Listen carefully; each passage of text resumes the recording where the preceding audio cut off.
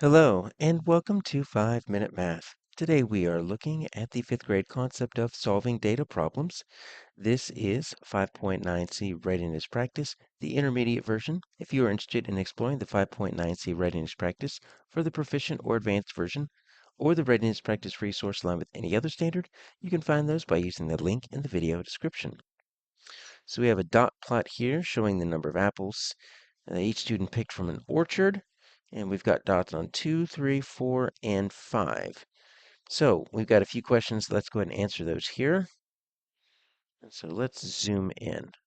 How many students picked less than 4 apples? Okay, so here's my 4 apples. So what is less than 4?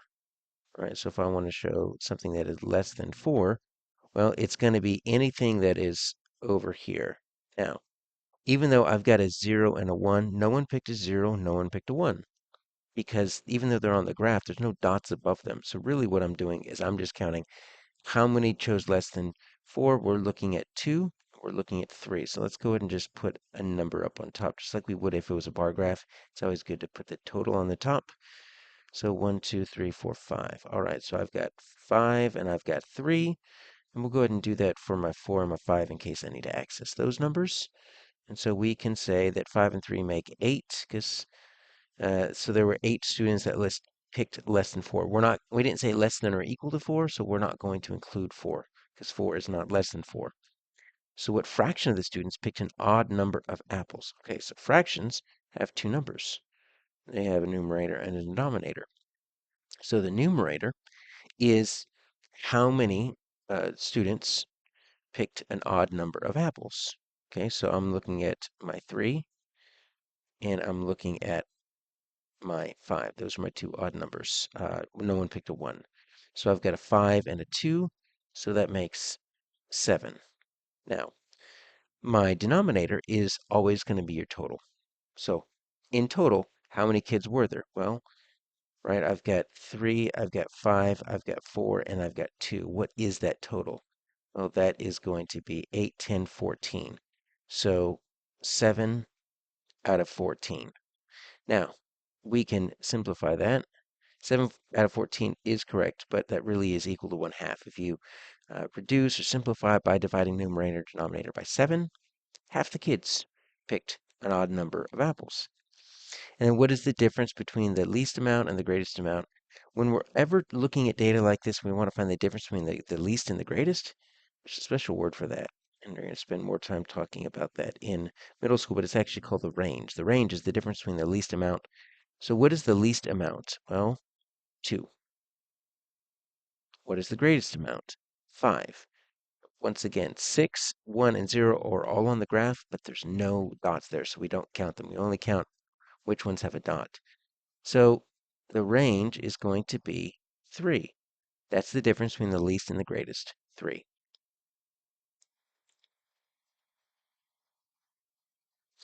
So next we have the number of hours that Mina studied for 8 spelling tests and his scores, and we have the scatter plot.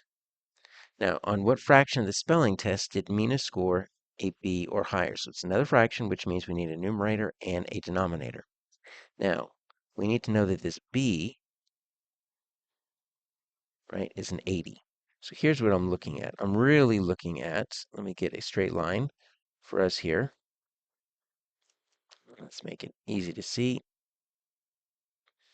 I'm looking at a fraction that's going to be at that B or higher. So I can include the 80s that I have right there. Okay?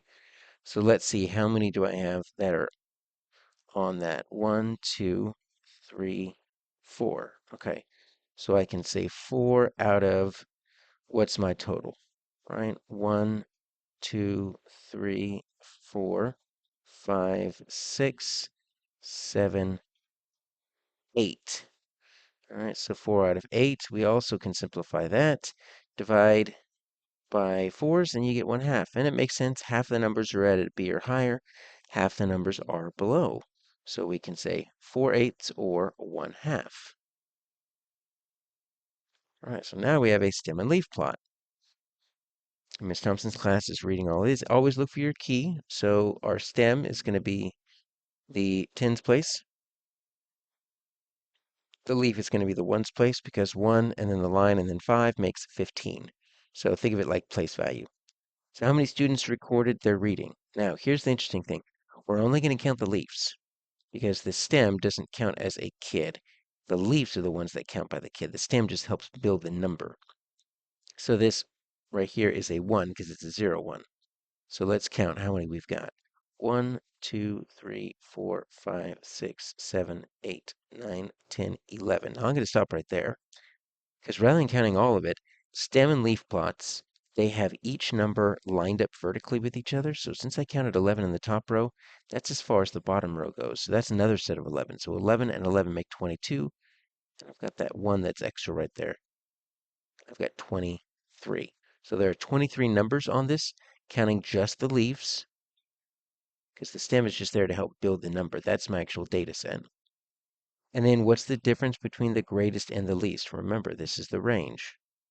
So what is my greatest number? Well, let's build this number. 1 and a 9 makes a 19. And then really this is 0 and a 1. We don't write a 0 and a 1, and we just write the 1 and we kind of drop the 0. Kind of like a 0 after the decimal, you can always drop that. And so 19 minus 1, what is my range? My range is 18. So if you're interested in exploring the 5.9C readiness practice for the proficient or advanced version, or the readiness practice resource along with any other standard, you can find those by using the link in the video description.